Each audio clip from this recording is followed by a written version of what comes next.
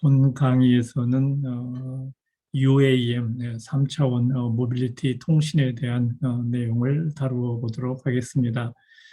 본 강의에서 사용할 자료들은 그 유렌 센터라고 해서 서울대 내에 3차원 모빌리티 통신 센터가 설치되었는데, 그 센터에서 현재 이 3차원 모빌리티 통신 관련한 연구들을 어떻게 진행하고 있는지 살펴보도록 하겠습니다. UAM이라는 것은 Urban Air Mobility의 약자입니다. 그 공중에 날아다니는 택시 같은 것을 생각하게 되면 됩니다. 그래서 그 3차원 공간상에서 날아다니는 에어 택시 또는 에어 커뮤터들을 위한 그 비행체들에게 어떻게 하면은 초고속 인터넷 서비스를 제공할 수 있을지 관련된 내용을 다루고자 합니다. 배경과 내용, 맺은말 순서로 진행을 하도록 하겠습니다. 배경 및 연구에 대한 필요성입니다. UAM은 얼반 에어 모빌리티, 이 기체는 도심에 이제 혼잡한 교통 정체가 있을 때 그러한 경우에 이제 공항을 이동해야 된다든가 할 때 긴급하게 필요할 수가 있습니다. 그리고 빠른 속도로 물류 서비스를 제공할 때도 이 UAM 기체를 사용할 수가 있습니다. 그 현대 자동차와 우버에서 2년 전 그 라스베가스에서 열렸던 CES 쇼에서 에어 택시를 선보인 적이 있습니다. 5에서 10인 정도가 탑승할 수 있고 비행 고도는 600m 정도가 됩니다. 그 연간 시장 성장률이 30%가 넘을 것으로 보고 있습니다. 그리고 2025년 이후에 이제 상용화가 될 것으로 보고 있는데, 우리나라에서는 2025년 한화 시스템에서 시범 서비스를 하겠다라고 지금 이야기를 하고 있습니다. 그 최대 시속 290km, 300km 내외로 날아다닐 수 있고요. 수직 이착륙을 하게 됩니다. Electric Vertical Takeoff and Landing, 전기로 구동을 하는 모터가 있게 되고, 그 다음에 수직 이착륙이 가능한 그런 기체가 되겠습니다. 그리고 충전을 위해서는 10분 이내에 충전을 하면 되겠고, 수백 킬로미터를 날아갈 수 있는 정도를 생각하고 있습니다. 그 일렉트릭으로 운영을 하기 때문에 60데시벨 이하의 소음을 낼 것으로 보고 있습니다. 우리가 일상적인 대화에서 60데시벨 정도의 소음을 만들기 때문에 일렉트릭, 이 UAM이 나타내는 소음은 그렇게 높지가 않은 것을 볼 수가 있게 될 것입니다. 그리고 이 UAM을 탑승했을 때 지불해야 될 비용은 2035년까지는 조종사가 탑승해야 될 것으로 보기 때문에 모범 택시보다는 비쌀 것입니다. 2035년 이후에는 자율 운항을 할 것으로 보고 있고, 그렇게 되면 일반 택시 요금으로 UAM 택시를 탈 수 있을 것으로 보고 있습니다. 2040년에는 1조 4천억 불 정도의 시장을 생각하고 있고, 2030년 향후 한 7, 8년 후에는 91억 달러 정도의 시장을 형성하지 않을까 그렇게 예측을 하고 있습니다. 현재 리더가 되고 있는 그런 업체들은 볼로콥터, 키티호크 등이 있고, 중국의 이항이라는 업체도 있습니다. 이 UAM 머신은 지상 한 600m 정도를 날아다니게 됩니다. 그리고 이것은 현재 드론이 한 150m 정도를 날아다니기 때문에 이 드론과는 이 고도에서 차이가 있게 됩니다. 이러한 UAM 기체의 안정적인 통신 서비스를 제공하는 것은 상당히 도전적인 그런 과제가 되고 있고, 현재 연구를 진행하고 있는 중입니다. 국내외 현황을 한번 보도록 하겠습니다. 지금은 이제 시장 초기입니다. 그래서 좀 그 예측에 있어서의 상당한 이제 변동 가능성이 있지만 2035년 정도에는 이 UAM 서비스가 성숙기에 들어갈 것으로 보고 있습니다. 우리나라에서도 이 KUAM이라고 해서 로드맵을 만든 상태이고, UAM 통신을 어떻게 하면 잘 할 것이냐. 우리나라는 그 셀룰라 통신망이 잘 구축되어 있는데 이 연장선상에서 UAM 통신도 과연 잘 할 수 있을 것이냐라는 그런 이슈를 갖게 됩니다. 그리고 UAM 기체들이 공중을 날아다닐 때 이제 충돌 같은 것이 발생하지 않아야 되고, 또는 날아다니는 다른 새들이라든가 이런 거하고의 어떤 충돌 문제, 이런 것들을 생각해서 로컬라이제이션도 이제 중요한 이슈가 됩니다. 그리고 시큐리티도 또한 중요한 문제가 또 되고 있고요. UAM이 이제 댄스하게 운행을 할 때, 그때는 통신에 대한 서비스가 더더욱더 어려움을 겪게 될 것으로 보고 있습니다.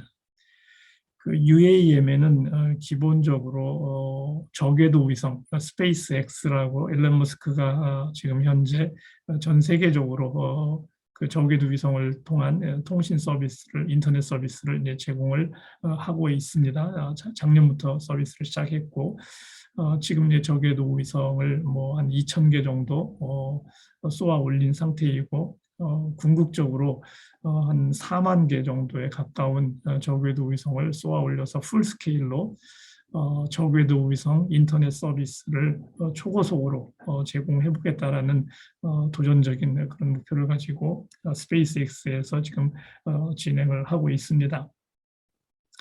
현재 그 저궤도 위성 하나가 나타내는 통신 속도는 100mbps 정도를 보여주고 있습니다. 100mbps 정도 보여주고 있고요. 지연 시간, 그 무선 구간, 액세스 구간에서는 20에서 이제 40ms 정도의 지연 시간을 보여주고 있습니다. UAM 통신을 위해서는 이제 우리나라 같은 경우에는 KT에서 드론 LTE와 같은 걸 통해서 초보적인 그런 서비스를 해본 적이 있고요. 인텔리언 테크라고 해서 안테나를 잘 만드는 업체인데, 이 국내 업체입니다. 원웹과 같은 곳과 함께 이 북극 지역에도 인터넷 서비스를 제공하는 그런 노력을 지금 하고 있습니다. 그리고 UAM 기체가 상공에서 다니기 때문에 이 로컬라이제이션을 잘 해야 되고, 충돌을 방지해야 되기 때문에, 그리고 통신에 대한 보안은 지상에서와 마찬가지로 이 에어 상에서의 그 시큐리티는 더더욱더 중요한 이슈가 됩니다. 보이는 상황 속에서 날아다니는 그런 것을 보여주기 때문에 그러합니다. UAM을 위한 네트워크 인프라를 현재 많이들 구축을 하고 있고, 이 3D로 어떻게 보면은 이 네트워크가 구축되어 있다는 걸 볼 수가 있습니다. 이 위성망이, 저궤도 위성망이 있고, 또 그리고 GEO 위성, 그 지상 한 36,000km 상공에 GEO 위성이 있습니다. 매우 높은 곳에 있는 거죠. 이 저궤도 위성은 지상 300km에서 600, 700km 상공에 있는 게 저궤도 위성이고, 고궤도 위성은 훨씬 높은 거죠. 지금 현재 우리가 위성이라고 하는 것은 수만 킬로미터 위에 있는 위성을 말하고 있는 것입니다. 이 저궤도 위성은 이 90분 정도를 주기로 해서 지구를 한 바퀴 돌고 있습니다. 그리고 많은 저궤도 위성이 이제 필요하겠죠. 위성의 고도가 높으면은 하나의 위성으로 커버할 수 있는 커버리지는 매우 넓어집니다. 뭐 상식적으로 생각해서 지구의 반을 위성 하나가 커버할 수도 있겠죠. 위성이 매우 높은 곳에 있으면. 그렇지만 저궤도 위성은 그렇게 커버리지가 넓을 수가 없습니다. 낮은 곳에 떠 있기 때문에 그러한 것이죠. 그렇게 되기 때문에 많은 위성이 이렇게 계속 이제 공전을 해야 되고, 그러다 보면은 이 위성들이 쓰는 주파수 밴드를 같은 걸 써야 되기 때문에 위성 간의 그 주파수 신호 간섭이 많이 발생하게 됩니다. 이러한 그 위성 간의 주파수에서의 신호 간섭들을 어떻게 하면은 적게 받으면서 통신을 할 수 있을지 관건이 되겠죠. 그 위성들의 충돌도 문제가 되고, 그리고 위성이 하나의 어떤 기지국이 됩니다. 근데 이 기지국이 빠른 속도로, 그러니까 이 위성의, 저기도 위성의 그 속도는 1분에 500km 정도를 날아갑니다. 그 시속으로 하면은 시속 한 3만 킬로미터 정도의 속도로 이 위성이 날아다닌다는 거죠. 저기도 위성이 초속 8km 정도고요. 그렇기 때문에 이 위성 기지국이죠. 위성 기지국이 빠른 속도로 운항을 하기 때문에 돌아가고 있기 때문에 위성 간의 핸드오버가 있게 됩니다. 위성 간의 핸드오버. 우리가 그 셀룰라 통신에서는 기지국은 가만히 있고 그 자동차가 이제 움직이는 경우에 그 이 기지국은 이 핸드오버하는 이 자동차의 통신을 제공하기 위해서 지속적인 핸드오버 서비스를 제공해 줘야 됩니다. 근데 이 저궤도 위성망 같은 경우에는 자동차가 움직이는 것이 아니고 기지국에 해당되는 위성이 움직이는 거죠. 그것도 매우 빠른 속도로. 그래서 이 빠른 핸드오버를 어떻게 할 것이냐라는 중요한 이슈가 있게 됩니다. 그리고 지상망이 또 있게 되겠죠. 여기와 같이 아래에 지상망이 있고, 그 다음에 위성망이 있고, 여기에 지금 이와 같이 이제 UAM 비행체가 있게 됩니다. 그리고 이 UAM 비행체는 UAM 허브라고 해서 그 스타워즈 그 영화 같은 데 보게 되면은 그 소형 비행체가 이렇게 그 허브로 사용되는 그 공항이죠. 허브 공항에 해서 거기에서 정차도 하고 또 이 기체를 갈아타기도 하는 그런 것을 보게 됩니다. 기체가 작기 때문에 이 허브는 많은 기체들이 거기에서 머무를 수가 있는 것이 되겠죠. 타워와 같은 형태로 이제 허브가 운영이 될 것입니다. 그래서 이 비행 자체는 이 UAM 머신의 비행 자체는 허브 투 허브로 운행을 하게 됩니다. 그리고 이제 지상망, 지상에 있는 이제 기지국이 있는데 지상 기지국과 통신을 하고 위성과 통신을 하고 그리고 또 이 핫스팟과 같이 UAM 머신의 통신 속도를 올려주려고 한다면은 그 UAV, Unmanned Aerial Vehicle이라고 드론이죠. 드론과 같은 것을 써서 또 이동 기지국으로 사용할 수가 있게 됩니다. 그렇게 되면은 이 UAM 머신에 더 빠른 통신 속도를 제공할 수 있는 그런 것을 볼 수가 있게 되겠죠. 이 저궤도 위성은 지상 300에서 500km 상공에서 운항을 하고 있고요.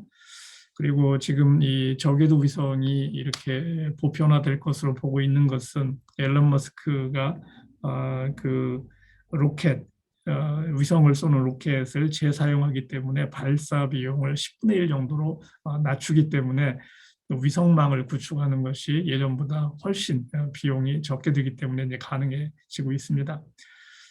그래서 이 스페이스X, 일론 머스크가 운영하고 있는 스페이스X가 2019년에 20억 달러의 이제 매출을 올렸고 회사 가치는 지금 수백억 달러 정도를 나타내고 있습니다. 이 UAM 머신에게 고속 통신 서비스를 제공하고 신뢰할 수 있는 또한 통신을 제공하는 것, 이것이 우리에게 이제 주어지는 숙제가 되겠죠. 이 기체를 개발하는 것은 이제 다른 곳에서 하고 저희는 이제 통신 쪽을 담당하기 때문에 통신만을 살펴보고 있습니다. 이 통신에 대한 표준은 3GPP라고 해서 Third Generation Partnership, Third Generation Partnership이라고 해서 표준화 기구입니다. 3G니까 그 3G 통신만을 생각할 수가 있는데 그것은 아니고 이 표준화 기구 이름을 그냥 3GPP라고 하는 것이고 지금은 6G에 대한 표준을 진행을 하고 있습니다. 5G, 6G, 7G 이렇게 계속 나간다는 거죠. 그 표준화 단체 이름은 그냥 3GPP라고 쓰고 있습니다. 여기에서 이제 5G, 현재 우리가 쓰고 있는 셀룰라 네트워크, 이제 5G 네트워크이죠.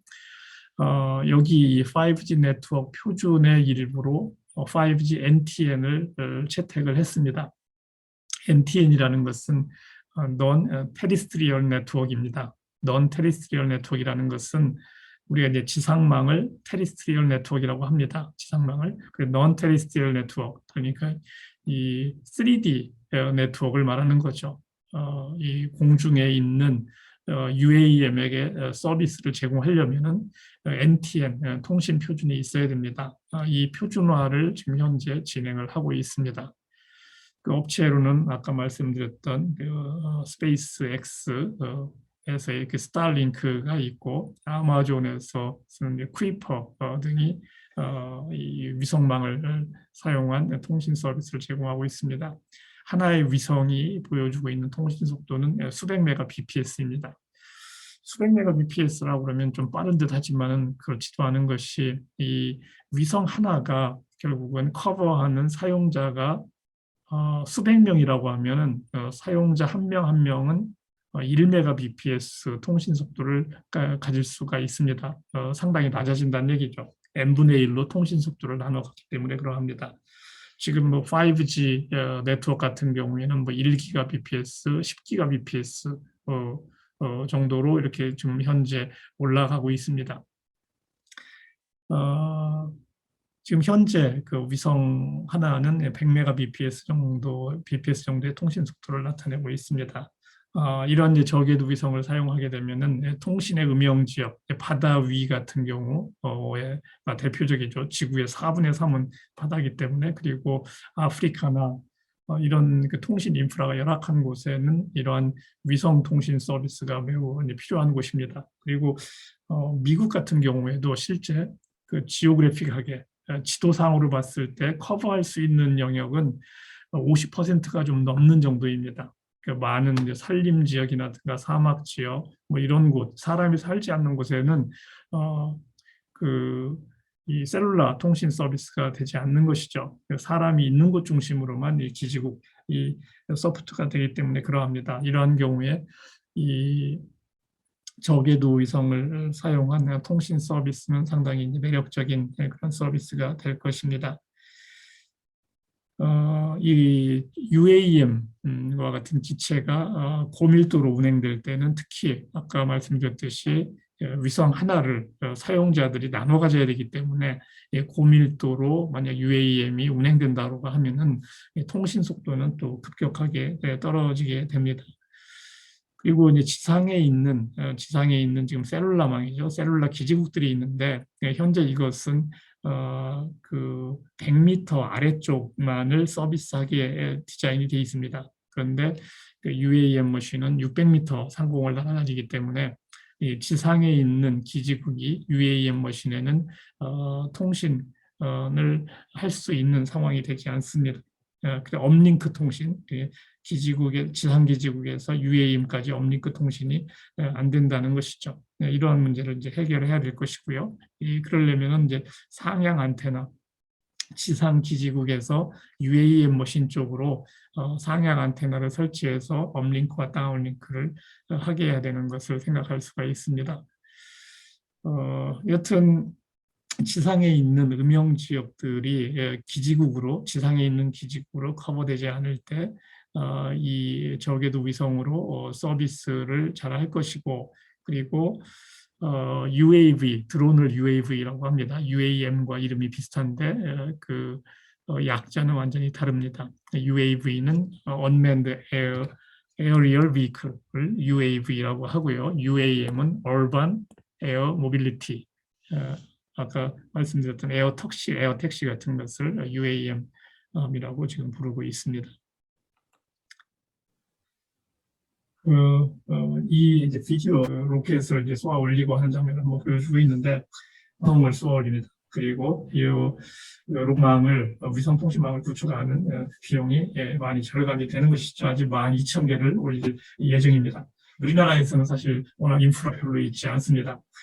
그러면 이렇게 많은 위성들 간에 해야 되고, 위성에서 위성으로 계속 위성에서 위성으로 전달되다가 다시 위성에서 지상으로 내려오는 거죠. 전파 속도가 초속 30만 킬로미터로 갑니다. 그런데 통신은 이 매체가 파이버이기 때문에 이 프리스타는 것이 아니고 20만 킬로미터 정도의 속도로 가게 됩니다. 거기에서 통신 속도가 상당히 느려진다는 거죠. 그래서 광섬유를 사용한 통신보다도 오히려 위성망을 통한 통신이 이 거리가 그 소스하고 데스티네이션 간의 거리가 한 3,000, 4,000km가 된다면은 오히려 위성망을 쓰는 것이 이 거리상에서의 프로퍼게이션 딜레이라고 하는데 거리상에서의 딜레이는 더 줄여줄 수가 있습니다. 물론 이제 위성에서의 문제는 통신 속도, 아까 기껏해야 지금 100Mbps인데 1GBps가 된다 하더라도 지상에서 기지국이 현재 5G에서는 뭐 20GBps까지 올라가게 하려고 하고 있고, 그리고 6G에서는 1TBps 속도를 내려고 하는데, 그거에 비하면 위성은 아직 훨씬 더 낮은 속도이기는 합니다. 그렇지만 이 프로포게이션 딜레이만을 본다면은 위성망이 이제 경쟁력이 있다는 것이죠. 이것이 이제 가능해진 이유는 이 고궤도 위성, 36,000km 위에서 운행하는 고궤도 위성에 비해서 거리가 가깝기 때문에 그러합니다. 이 안테나가 현재 이제 200불 정도로 만들어지는데, 안테나가 200불 정도로 만들어지는데, 이 안테나는 이 사이즈가 이 위성 저궤도 위성 그 통신을 하기 위해서는 안테나 사이즈가 이제 노트북 정도의 크기로 됩니다. 그리고 이 사용료, 월 사용료는 현재 그 스타링크, 스페이스X의 스타링크에서는 월 100불 정도 현재 받고 있는데, 이제 50불 정도로 낮추는 것을 목표로 하고 있습니다. 그리고 결국은 이제 원하는 것은 핸드폰을 사용을 해서 이 위성과 통신을 하는 것이죠. 그렇게 하려면 이제 외장형 안테나를 이제 핸드폰에 이제 붙여야지만이 그러한 통신이 이제 가능할 수가 있습니다.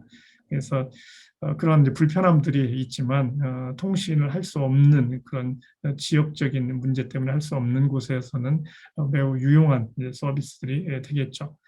통신 밴드는 이 저궤도 위성 같은 경우에는 Q밴드, K밴드, V밴드 이런 식으로 나눠져 있는데 수십 기가헤르츠 밴드를 사용하게 됩니다.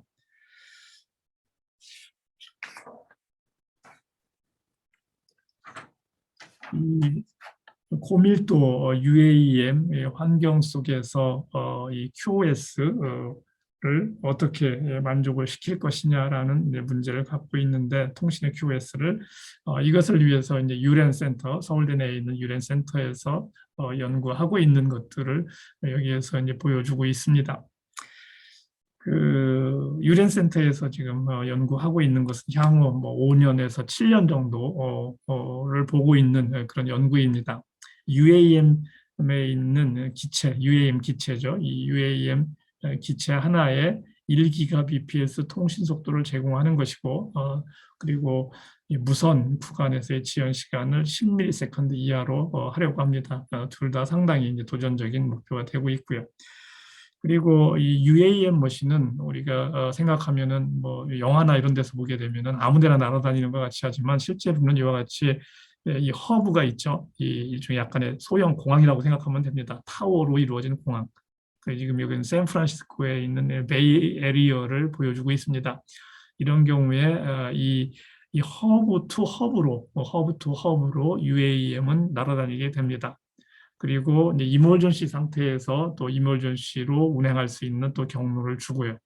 그래서 우리가 생각하듯이 뭐 집 앞에서 에어택시가 날아다니고 이런 것을 할 수가 있는 것은 아니고, 안전상의 여러 가지 문제 때문에 그렇죠. 이렇게 타워 투 타워로 운행을 하게 되고, 그리고 이제 비상 경로를 또한 이제 서포트를 하게 됩니다. 이런 상황 속에서 신뢰할 수 있는 3D UAM 통신, 이것이 우리가 미리 준비해야 되는 상황이 될 것입니다. 이 연구 내용을 그냥 몇 가지 살펴보도록 하겠습니다. 이 날아다니는 UAM 기체들이 있고요. 그래서 이제 허브 투 허브로 이 기체가 날아다닌다고 이야기했었고요. 그러면 여러분들이 혹시 이미 들어봤을 수 있겠지만 V2X 통신이라는 게 있습니다. Vehicle to Roadside, Vehicle to Infra, 그런 Vehicle to Vehicle, 그 Vehicle to Anything을 V2X라고 하는데 그런 것이 이제 향후에 이제 통신에서 보편적으로 이제 서비스 될 것입니다. 그렇게 함으로써 그 자동차의 로컬라이제이션과 그리고 자동차에서의 안전한 자율운항 이런 것들을 서포트를 할 수 있게 이 통신이 지원을 하게 됩니다. UAM 통신은 이러한 V2X 통신을 3D로 확장시킨다라고 생각하면 되겠습니다. 그래서 이러한 신뢰성 있는 통신을 제공하기 위해서 유렌이라는 통신 아키텍처를 설계해야 되고 관련된 통신 프로토콜, 통신 룰이죠. 통신 룰들을 설계해야 됩니다. 그리고 이 다중 채널 통신, 유렌 다중 채널 통신을 또 여기서 이야기하고 있는데 저궤도 위성망이 있고 NTN, Non-Terrestrial Network, 그러니까 비지상망이죠. 비지상망 통신을 위한 건데 테리스트리얼에 있는 기지국, 지상에 있는 기지국과 여기 지금 지상에 있는 기지국이 있고요. 지상에 있는 기지국이 있고 그리고 이제 위에는 이제 저궤도 위성이 뭐 이렇게 또 있겠죠. 위성이 있고 또 이제 고궤도 위성은 워낙 통신 속도가 낮기 때문에 그렇게 이 인터넷 통신에는 효율적이지가 못합니다. 그리고 여기에 이제 핫스팟의 통신을 지원하기 위해서 드론과 같은 기지국을 또 일시적으로 이제 띄울 수가 있을 것입니다. 그러면 UAM 이 머신의 1GBps라는 통신 속도를 제공하기 위해서는 위성과 지상망, 그다음에 드론망 이런 세 개의 통신 링크죠. 세 개의 통신 링크를 다 합쳐서 이제 서비스하는 그런 것이 필요하게 됩니다. 그래서 이것을 이제 멀티 링크 어소시에이션이라고 합니다.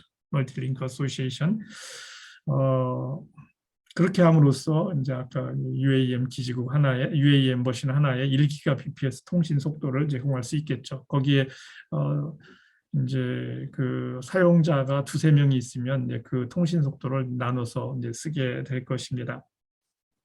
그리고 관련해서 이제 핸드오버, 이 기지국을 넘어갈 때 지상에 있는 기지국을 넘어가기도 하고 위성 기지국을 또 넘어가기도 하기 때문에 이제 핸드오버를 이제 어떻게 지원할 것이냐라는 또 이슈가 있게 되겠고요. 그리고 이제 로컬라이제이션 문제가 있었고, 이 UAM 머신에 대한 로컬라이제이션 머신을 함으로써 통신을 잘 제공할 뿐만이 아니고 이제 충돌 같은 것을 이제 방지하는 그런 것을 생각을 해야 되겠죠. 그리고 이제 세큐리티에 대한 부분이 있겠고, 그 다음에 위성망을 사용을 하기 때문에 관련된 위성망 제어, 그리고 위성들이 계속적으로 빠른 속도로 공전을 하기 때문에 위성 간의 핸드오버 기술 이런 것들이 연구가 돼야 되고요. 그리고 많은 위성이 이제 위에 떠 있고 고속으로 이렇게 공전을 하기 때문에 이 위성 궤도가 또 상당히 많이 있고요. 그래서 이 사용자 간의 이 정보를 전달하기 위해서 위성의 네트워크가 계속적으로 바뀌게 됩니다. 계속적으로 바뀌게 되는 핸드오버가 있게 되는데 그럼 경로를 어떻게 하면 위성의 통신 경로를 이제 최적화할 것이냐 이런 이슈를 갖게 됩니다. 예, 말씀을 정리하게 되면은 저궤도 위성망과 지상망을 연동을 해서 그리고 여기에 또 필요한 경우에는 드론 기지국을 해서 UAM 통신 네트워크를 구축하는 이런 것이 앞으로 이제 있게 될 것입니다. 그리고 위성 통신을 하기 때문에 이 통신 정보를 수신하기 위해서 이제 안테나를 이제 소형화하는 것이 상당히 큰 이슈가 됩니다. 그리고 안테나의 비용이 지금 현재로서는 이제 수백 불씩 하기 때문에 비용을 낮추는 작업이 또 필요하고요. 그다음에 이 이제 결국은 위성이 이제 기지국이기 때문에, 그리고 지상 기지국도 있고, 이것이 UAM 그 기체에 통신을 제공하기 위해서는 옴니 디렉셔널로 이 전파를 보내는 것이 아니고 빔으로, 그냥 일종의 레이저 같이 이 전파를 쏘아서 이 UAM 머신과 통신을 하면은 에너지 이피션시가 굉장히 올라가게 됩니다. 통신 속도도 올라가고요. 같은 에너지로 훨씬 많은 통신을 이제 할 수 있게 됩니다. 그래서 이 빔 추적을 위한 안테나, 빔 포밍 기술이라고 하는데, 이런 기술이 지속적으로 연구가 돼야 되고요. 그 다음에 이제 그 UAM 기체와 지상기지국과의 연동, 또는 위성망과의 연동, 이런 것들이 표준화해서 다루어지기 때문에 지속적인 연구가 많이 필요합니다. 그리고 UAM 기체들의 고정밀 측이, 이것이 안전과 통신에 또 필요하기 때문에 이런 것이 있고, 그리고 시큐리티에도 상당히 이제 중요한 그런 내용이 될 것입니다. 3차원 모빌리티 통신에 대한 내용이었습니다. 이 3차원 모빌리티 통신에 필요한 향후의 어떤 기술들, 전체적인 그림들을 한번 살펴보는 것으로 본 강의를 마치도록 하겠습니다. 예, 감사합니다.